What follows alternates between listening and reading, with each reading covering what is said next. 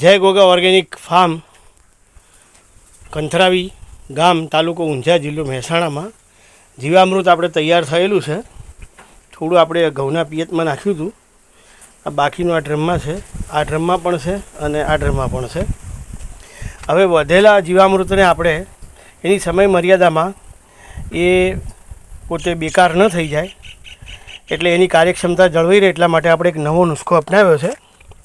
જેની અંદર આપણે શું કર્યું છે કે નદીનો જે કાંપ આવે છે એને આપણે 2 ટ્રોલા મંગાવ્યા હતા. આ રીતે અહીં આગળ જોઈ શકાય છે.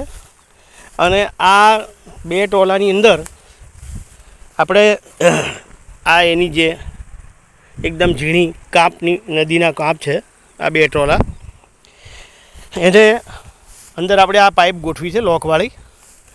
અને આ પાઇપ મારફતે એની અંદર આપણે એક એલ્બો મારી અને આ જીવામૃત જે છે એ સીધું આ રેતમાં આપણે ભેળવી દઈએ છીએ.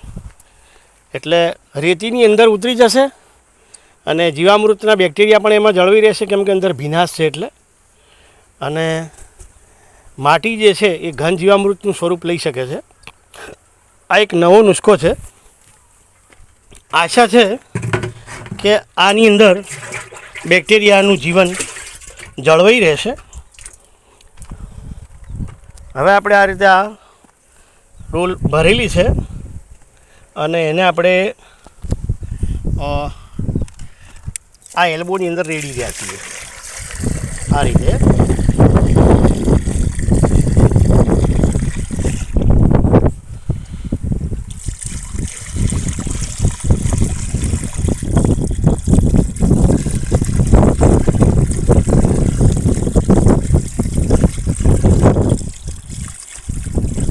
અને આ જે છે જીવામૃત જે છે એ આ પાઇપ મારફતે આ રેતના ઢગલામાં પહોંચી જાય છે, જેને લપો કહી શકીએ આપણે. આ આપણે જોઈ શકીએ છીએ અહીં આગળ આવી ગયું છે. એટલે આ રીતે જીવામૃતની સાચવણી પણ થઈ જશે અને આ માટીની જે છે એ ક્વોલિટીમાં સુધારો થશે, કેમ કે નદીનો કાંપ છે ઓલરેડી ફળદ્રુપ હોય છે જ.